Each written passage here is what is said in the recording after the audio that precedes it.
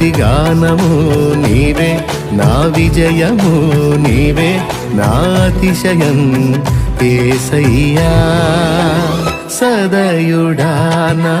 దానియేలు గ్రంథము 6వ అధ్యాయము. బైబిల్ ఉన్నోళ్ళు తీసుకోండి, బైబిల్ లేనోళ్ళు ఈసారి బైబిల్ తెచ్చుకోండి. 6వ అధ్యాయము 20వ వచనం చదువు.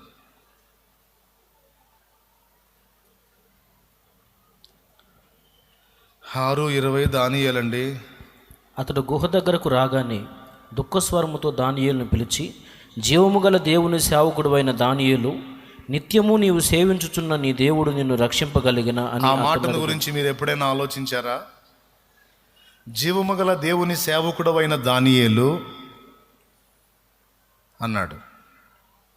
ఈయన దేవుని సేవకుడు ఆయన, ఆయనకెట్ట తెలుసండి? దర్యావేష్కి ఈయన ఏమన్నా ప్రసంగం చేశాడా? అక్కడ దానియేలు ఏమన్నా ప్రసంగం చేశాడా? బబులోను రాజ్యంలో, బబులోను రాజ్యంలో దర్యావేష ఆస్థానంలో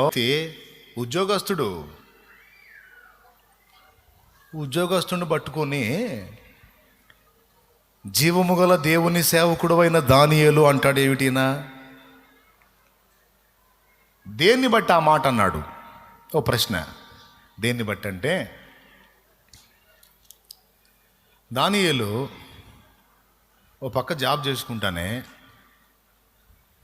తను సేవించేటువంటి దేవుని యందు భయభక్తులు కలిగి చెడుతనాన్ని విసర్జించి చెడిపోయిన బబులోను మనుషుల మధ్యలో ఉన్న ఆ బబులోను చెడుతనాన్ని తనలోనికి రాకుండా జాగ్రత్త పడ్డాడు. నంబర్ 1. బబులోన్లో ఉన్న మిగిలిన వాళ్ళందరూ వేరు, ఈ దానియేలు వేరు. ఎందుకయ్యా అందరితో పాటు నువ్వు ఒకడిగా ఉండవు? అందరు తిన్నది తినవు, అందరు ఉన్నట్టు ఉండవు, అందరు చేసినట్టు చెయ్యవు.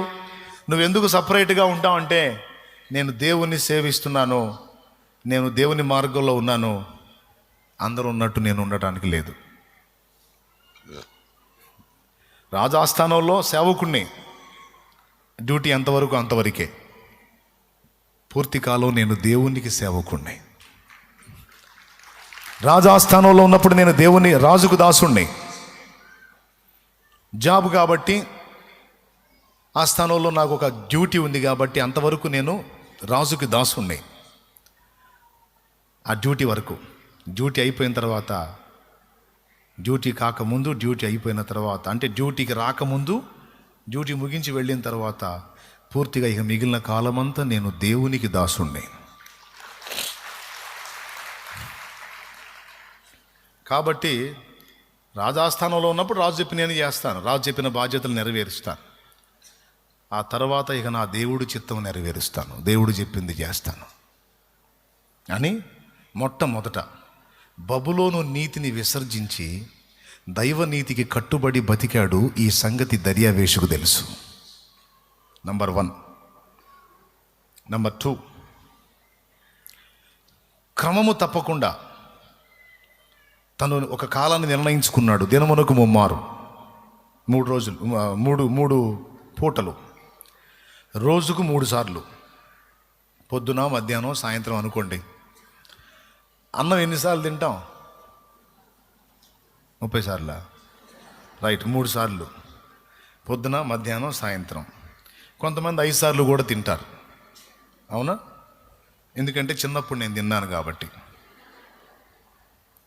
మరి ఆకలి అవుతుంటుంది, అటు పోయి ఆట ఆడి రావటం, మళ్ళీ తింటాం. ఇప్పుడైతే 3 సార్లు క్రమం. మరి 5 సార్లు తింటే బాగుంటుంది కాబట్టి 3 సార్లు.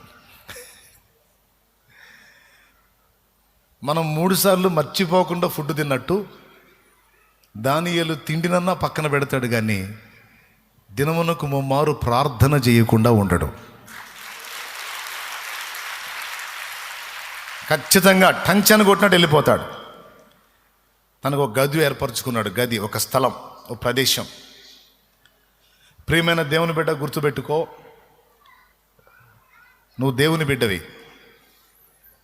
ఈ లోకంతో పాటు నీకు దేవునితో కూడా పరిచయం ఏర్పడింది. ఈ లోకంతో పాటు పరలోకంలో కూడా నీకు పరిచయం ఏర్పడింది. కాబట్టి నువ్వు ఈ లోకంలో ఉన్న వ్యక్తిగా ఈ లోక సంబంధులతో గడపటమే కాదు, ప్రతిరోజు నీ కోసం పరలోకం చూసిద్ది, ప్రభువు చూస్తాడు. మర్చిపోవద్దు, ప్రతిరోజు నీ కోసం పరలోకం చూసిద్ది. ఎందుకంటే నువ్వు అక్కడ కూడా గుర్తింపబడిన వ్యక్తివి. జోక్ కాదు, నిజం. అక్కడ గుర్తింపబడ్డ వ్యక్తివి నువ్వు. ఈ లోకమన్నా నీ కోసం చూడదేమో కానీ పరలోకం మాత్రం నీ కోసం ఖచ్చితంగా చూసిద్ది. ప్రభువు ఖచ్చితంగా చూస్తాడు. కాబట్టి తిరిగి జన్మించిన నువ్వు, క్రీస్తు సంబంధివైన నీవు దానియేలులాగా ప్రతిరోజు ఒక ప్రత్యేకమైన స్థలము కేటాయించు, సమయము కేటాయించు. అక్కడ నువ్వు ప్రతిరోజు దేవుణ్ణి కలుసుకో. మీలో ఎప్పటికే కొంతమంది ఆ పద్ధతిని అనుసరించి చేస్తారు. కొంతమంది ప్రతిరోజు మందిరానికి దగ్గరలో ఉన్న వాళ్ళు మందిరంలోకి వచ్చి ప్రేయర్ చేసుకుంటారు. కొంతమంది సహోదరులు ప్రార్థనా తోటకెళ్ళి ప్రతిరోజు వేకువనే వెళ్ళి అక్కడ కలుసుకుంటారు దేవుణ్ణి. కొంతమంది ఇక్కడికి రారు, అక్కడికి రారు. తమ ఇంట్లోనే ఒక గది ఏర్పరచుకొని ఆ గదిలో వెళ్ళి ఏకాంతంగా ప్రార్థనలో ప్రశాంతంగా గడిపి వాక్యం చదువుకుంటారు. నువ్వు ఎక్కడ ఏర్పరచుకుంటావో నాకు తెలియదు. అడవిలోకి పోవాలని రూల్ ఏం లేదు. అవకాశం ఉన్నవాళ్ళు పోతారు. అవకాశం సిటీలో బ్రతికేవాడు అడవిలోకి ఎట్టబోతాడు? అడవి ఆడుంది. ఏకాంత ప్రార్థనకి చోట ఎక్కడ ఉంటుంది? సిటీలో బ్రతికేవాడు, అపార్ట్మెంట్లో జీవించేవానికి ఏకాంత ప్రార్థనకి పొలాలు ఆడుంటాయి. కాబట్టి తనున్న నివాసంలోనే ఒక ప్రదేశాన్ని కేటాయించుకొని ప్రభుతో గడపడానికి ప్రతిరోజు ఒక స్థలం, నిర్ణీత సమయం ఖచ్చితంగా ఏర్పరచుకోవాలి. దేవునికి స్తోత్రం కలుగును గాక. ఇది కూడా దేవుని సేవించుటలో భాగమే.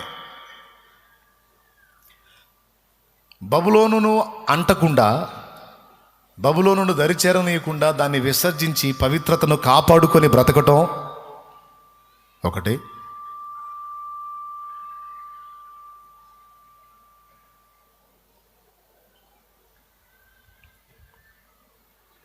రెండోది,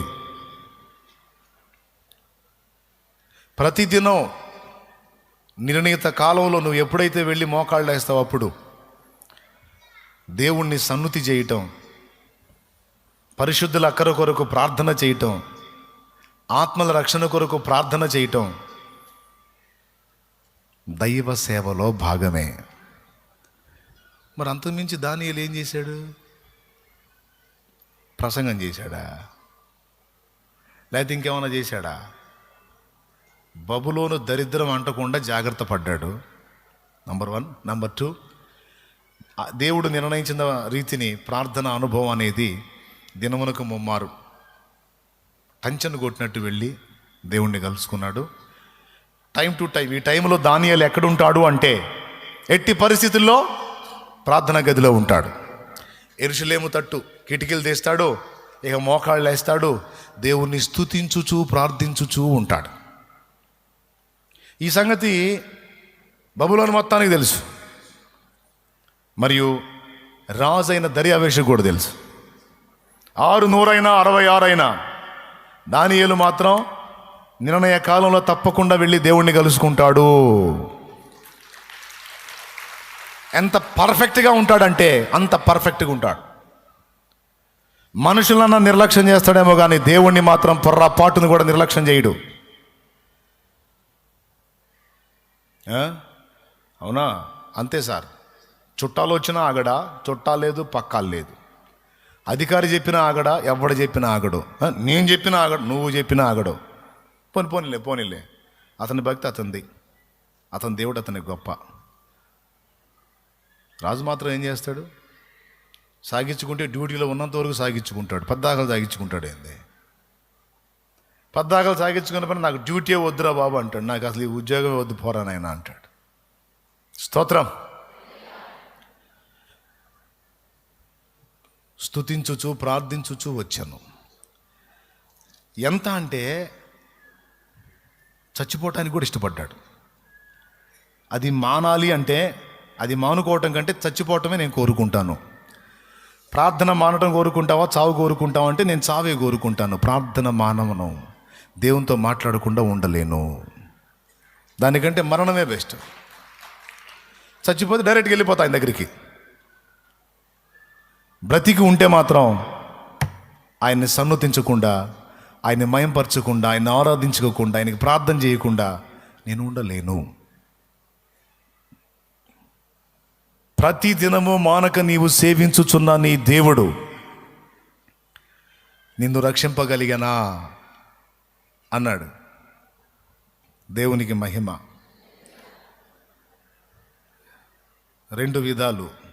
దేవుణ్ణి స్తుతించాడు అన్నాను, పవిత్రతను కాపాడుకున్నాడు అన్నాను 2. మూడవది, ప్రార్థన కూడా ఒక సేవ అని నీకు తెలుసా? ప్రార్థించడం కూడా ఒక సేవ అని నీకు తెలుసా? ఇంకా చెప్పాలంటే జరుగుతున్న సేవలన్నింటిలోకి అతిపెద్ద సేవ అదే.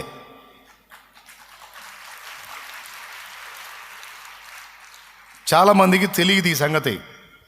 జరుగుతున్న సేవలన్నింటిలోనికి అతిపెద్ద సేవ అది. ఎందుకో చెప్తా. బైబిల్ గ్రంథంలో పాత నిబంధన కానీ క్రొత్త నిబంధన కానీ మీరు బాగా పరిశీలించి చూడండి. పాత నిబంధనలోను క్రొత్త నిబంధనలోను కూడా ప్రార్థన కోసం మనుషుల్ని దేవుడు ఎంతగానో పిలిచాడు. యేసు ప్రభు కొత్త నిబంధనలో శిష్యులకి ప్రసంగాలు నేర్పలా. వాక్యం ఇలా చెప్పాలి, ఇలా మూలవాక్యం చదివించాలి, ఇలా ప్రసంగాంశాన్ని సిద్ధపరచుకోవాలి, ఇలా పాయింట్స్ వైజ్గా చెప్పాలి, ఇలా ముగించాలి, మధ్యలో ఇలా ఉండాలి, ఇలా ఏం చెప్పలా. యేసు ప్రభు శిష్యులకు 2 స్పష్టంగా నేర్పాడు. 1, ప్రజలకు మాదిరికరముగా జీవించుట. 2, ప్రార్థించుట. ఈ 2 నేర్పాడు. మళ్ళీ చెప్తున్నా, అమాయకంగా శిష్యులు వచ్చి ప్రభువా మాకు ప్రార్థించటం నేర్పవా అని అడిగితే వాళ్ళకి ప్రార్థన నేర్పాడు ఆయన. ప్రసంగం నేర్పినట్టు ఎక్కడన్నా ఉందా? లేదు, ప్రార్థన నేర్పాడు. 2వది, ప్రేమ కలిగి బ్రతకటం చూపాడు, చూపించి నేర్పించాడు. దేవుని కొరకు బ్రతకటం చూపాడు.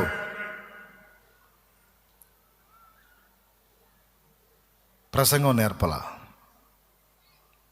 ప్రసంగం దేవుడు వాళ్ళకి ఇచ్చిన భారాన్ని బట్టి ఆ మనుషులకు సంబంధించి అప్పుడప్పుడు అవసరమైన మాటలు వాళ్ళు అందించారు. ఇప్పుడు కూడా నేను వాక్యం చెప్పేటప్పుడు అంతే ఫీల్ అవుతా. నేనేదో ప్రసంగం చేస్తున్నట్టు ప్రసంగీకుడిలాగా నేను ఫీల్ అవను. నా ఫ్యామిలీ అందుబాటులోకి వచ్చింది. నా ఫ్యామిలీకి కొన్ని మాటల హెచ్చరికలు చేసుకోవాలి, కొన్ని ప్రోత్సహించుకోవాలి, నా బిడ్డల్ని కొన్ని విషయాల్లో జాగ్రత్తం చేసుకోవాలి అన్న మెట్లోకే నేను వెళ్ళి బోధిస్తా తప్ప నేనేదో ప్రసంగం చేస్తున్నానని ఎప్పుడు ఫీల్ గాను. స్తోత్రం, గట్టిగా చెప్పండి.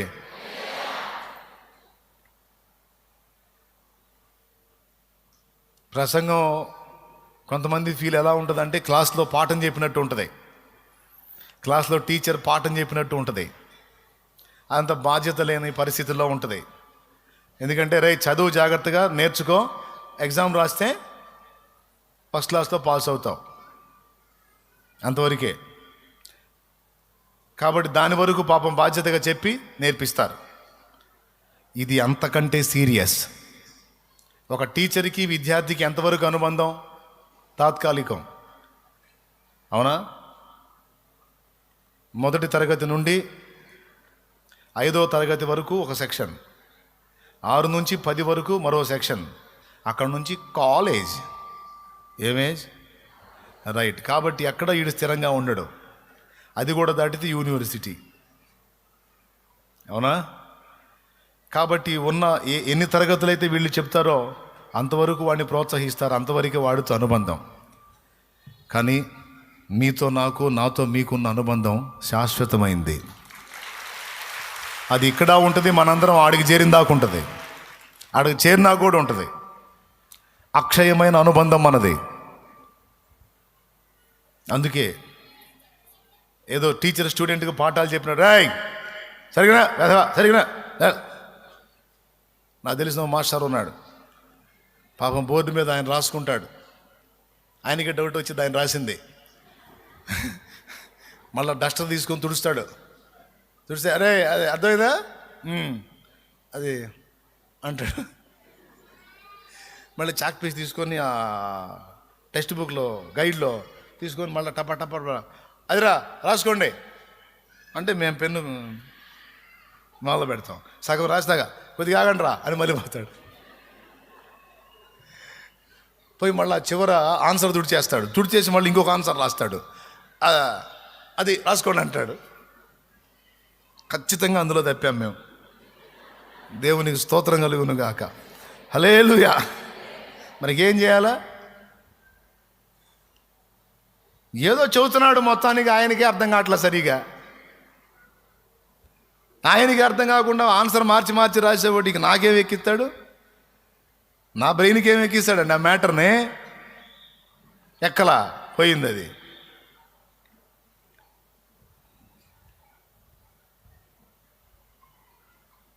ఇది అలాంటిది కాదు, ఇది సీరియస్. దీని ఫలం నిత్యత్వ పర్యంతం. దీని ఫలం అందుకే ప్రసంగం అంతా కూడా భారాన్ని బట్టి ఉంటుంది, కానీ అదేదో ప్రత్యేకంగా ప్రసంగ శాస్త్రం చదివి సిద్ధపరచుకొని వచ్చేది కాదు. దేవుని మహాకృపను బట్టి 2006వ సంవత్సరం నుంచి దేవుని వాక్యం ఉపదేశించడం మొదలుపెట్టా. ప్రసంగ శాస్త్రాలు చదవలా. నా గుండెల్లో దేవుడు భారం పెట్టాడు. కూర్చున్న వాళ్ళందరికీ అర్థమయ్యేటట్టు దేవుని మాటలు చెప్పాలి, అది కూడా నేను అనుసరిస్తూ చెప్పాలి అని తీర్మానించుకొని వాక్యం చెప్పేటప్పుడు నేను పాటించే పద్ధతులు ఏవైతే ఉన్నాయో, విధానాలు, వాటిని జాగ్రత్త చేసుకొని జాగ్రత్తగా ప్రకటిస్తూ వచ్చా. కొన్ని సంవత్సరాల తర్వాత ఒకరోజు ప్రసంగ శాస్త్రం అనే పుస్తకం నా చేతికి వచ్చింది. ఆ పుస్తకం తీసుకొని చదువుతూ ఉంటే నేను ఏ విషయాలని పక్కా ఫాలో అవుతున్నానో అవన్నీ అందులో ఉన్నాయి. వాస్తవంగా అవి నేను చదవాలా, కానీ అందులో చెప్పిన ప్రతిదీ కూడా దాదాపు చాలా వరకు ఇంకా అందులో మిస్ అయినవి కూడా కొన్ని నేను అనుసరించి సేవ చేశాను. హృదయంలో ఉన్న భారం, కూర్చున్న 10 మందికి దేవుని మాటలు అర్థమయ్యే రీతిలో అందించాలి అనే తపన అన్నిటిని బ్యాలెన్స్ చేసింది. కాబట్టి ఇక్కడ కూర్చున్న వాళ్ళకి, తర్వాత లైవ్లో వినే వాళ్ళకి, ఎవరికైనా చెబుతున్నా, ప్రసంగ శాస్త్రాలు చదివి అనరగల ప్రసంగాలు చేయాలనేది కాదు. ఒకవేళ ప్రసంగ శాస్త్రాలు చదివి బైబిల్ అవోపాసన బట్టి, అబ్బో ఏం వాక్యం చెప్పాడు సార్, సూపర్ సార్, అబ్బా లోతైన సందేశం చెప్పాడు సార్, సూపర్ డెప్త్ సార్, అబ్బా అనిపించుకోవడానికి ఒకవేళ నువ్వు చెప్తే చెప్తుండొచ్చు. కానీ దానికన్నా గుండె నిండిన భారంతో నువ్వు మాట్లాడితే అది ఎక్కువ ప్రయోజనకరం. కన్నీళ్లతో నువ్వు మాట్లాడితే అది ఇంకా ఎక్కువ శక్తివంతం. శిష్యులకు యేసు ప్రభు అందుకే ప్రసంగాలు నేర్పలా. ప్రసంగం ఆయన మాట్లాడుతున్నప్పుడు చూశారు వాళ్ళు. ఎంత కటువుగా కొన్ని చోట్ల మాట్లాడాడో, ఎంత కరుణతో కొన్ని చోట్ల మాట్లాడాడో. చిన్నపిల్లల లాంటి శిష్యుల దగ్గరికి వచ్చినప్పుడు ఒక గురువులాగా వాళ్ళకి ఎంత బోధించాడో, అంత వ్యవహారం, అంత ఉపదేశమేమో చూశారు. ప్రవర్తన కూడా చూశారు. దీనుల దగ్గర ఎలా ఉన్నాడో, దుర్మార్గుల దగ్గర ఎలా ఉన్నాడో, ఏ టైంలో ఎలా ఉన్నాడో చూశారు. ఒక ప్రార్థన మాత్రం అడగాల్సి వచ్చింది. ఎందుకు తెలుసా? ప్రార్థన వాళ్ళ ముందు చేయలే. ఆయన వెంట పెట్టుకొని తీసుకెళ్ళి ఒక దగ్గర ఆపుతాడు. ఆపి అక్కడి నుంచి దూరంగా వెళ్తాడు. ఆయన స్వరం వీళ్ళకి వినబడినంత దూరం వెళ్తాడు. అక్కడ మోకాళ్ళు వేస్తాడు. అందువల్ల ప్రారంభంలో ఆయన ప్రార్థించే విధానం వాళ్ళకి అర్థం కాల, కానీ ఆయన ప్రార్థన చేస్తున్నాడు. అందుకని వాళ్ళు ఆయన దగ్గరకు వచ్చి, ప్రభువా, యోహాను తన శిష్యులకు ప్రార్థించుట నేర్పినట్లు నీవును మాకు నేర్పవా అని అడిగారు. అందుకని ఆయన ప్రార్థన నేర్పాడు. రైట్, ప్రభువు నేర్పింది ప్రవర్తన, ప్రార్థన.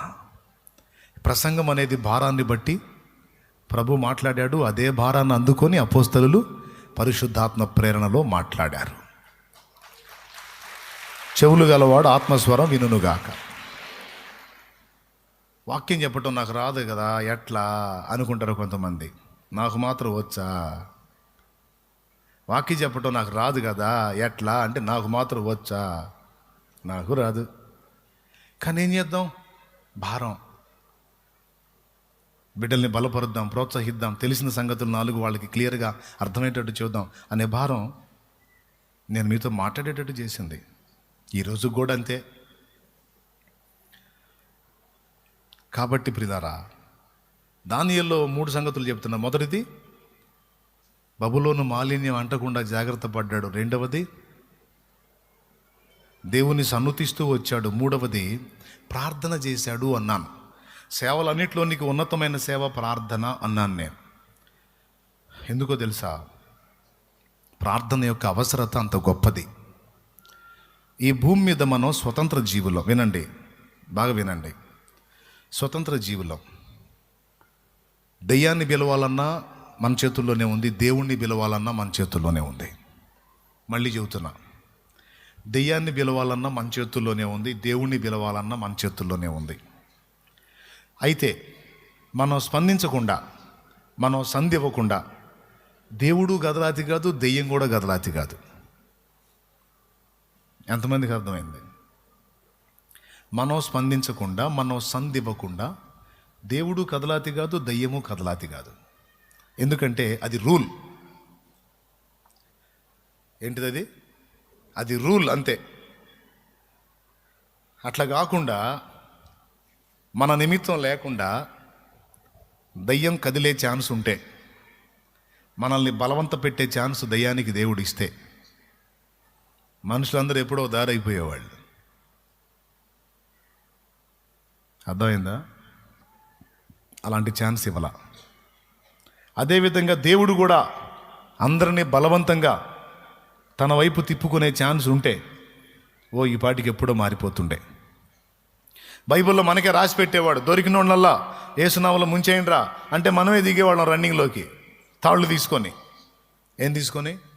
తాళ్ళు తీసుకొని, వస్త్రాలు తీసుకొని, ఇంకేం లేదు, దారిని పోయేవాడిని ఆవంతను ముసుకేయటం, తీసుకొచ్చి నీళ్ళలో ముంచి లేపటం, పంపించటం. అట్లా బలవంతంగా ముంచమని చెప్పాడా? చెప్పలా. దేవుడైనా దయ్యమైనా, మళ్ళీ చెప్తున్నా, మనం స్పందిస్తేనే కదలాలి. మనం స్పందించకుండా కదలటానికి రూల్స్ ఒప్పుకోవు. ఎందుకంటే దేవుడు మనల్ని స్వతంత్ర వ్యక్తులుగా సృష్టించాడు. మనకంటూ సొంత చిత్తం ఇచ్చాడు, స్వేచ్ఛనిచ్చాడు, ఆలోచన వ్యవస్థనిచ్చాడు. మనం స్పందిస్తేనే దేవుడు కదలాలి, మనం స్పందిస్తేనే దెయ్యం కదలాలి. ఎంతమందికి అర్థమైంది సోదరులరా?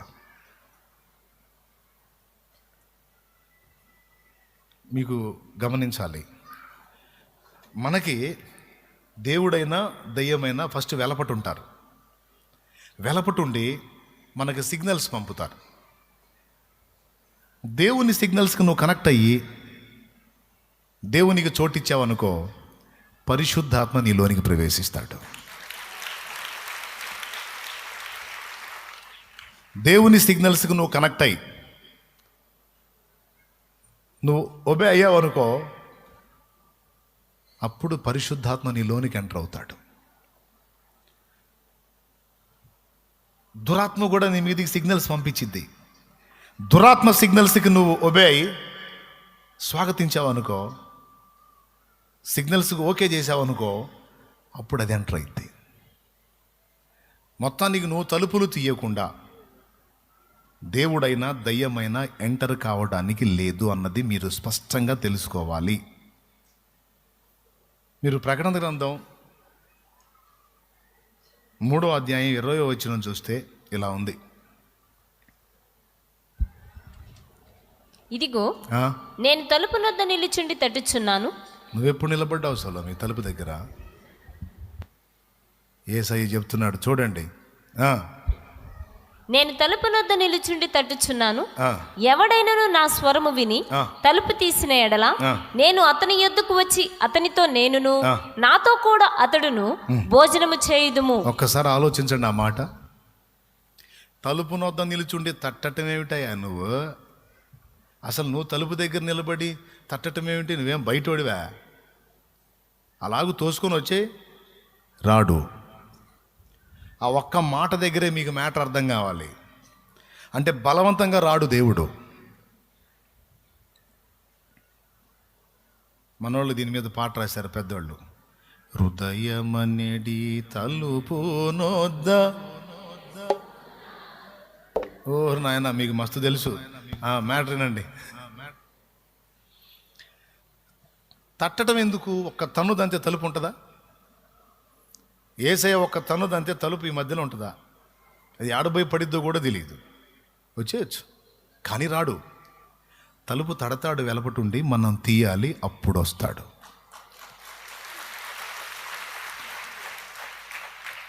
సైతాను కూడా అంతే. సైతాన్ అమ్మాంతో ఎంటర్ అయ్యేదానికి లేదు. వాడు కూడా తడతాడు. వానికి తీస్తే వాడు ఎంటర్ అవుతాడు. మొత్తానికి ఒకటైతే నిజం, నీ అంతటా నువ్వు తలుపు తీయకుండా దేవుడు కానీ దయ్యం కానీ నీలోకి రాదు. వచ్చింది అంటే ఎక్కడో ఎప్పుడో తలుపు తీసావని అర్థం. అర్థమైందో? కొంతమంది దెయ్యం వచ్చింది, నాకు దెయ్యం వచ్చింది ఊగుతూ ఉంటే నేను దగ్గర పిలిచి అడుగుతా, ఎప్పుడు తీసావు తలుపు అని అంటారు. తలుపు ఎప్పుడు తీసావు? తలుపు తీయకుండా అది ఎందుకు వచ్చింది నీలోకి? అట్లా కూడా అడుగుతారా అన్న? పేతురు అడిగాడు, మరి నేను అడిగితే తప్పే ఉంది? పరిశుద్ధాత్మను మోసపుచ్చున్నట్లు సాతాను నీ మనస్సును ఎందుకు ప్రేరేపించను? నీ హృదయమును ఎందుకు ప్రేరేపించేదే ఉంది? వాడి పనే ప్రేరేపించడంగా.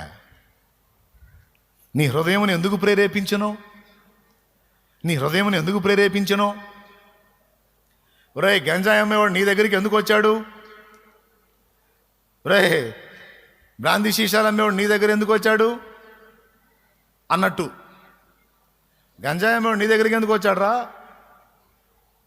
అంటే వాడి నీ దగ్గర ఏం పని అంటే నీ దగ్గర ఏదో ఉంది వాడికి వ్యవహారం అన్నట్టు అడిగాడు.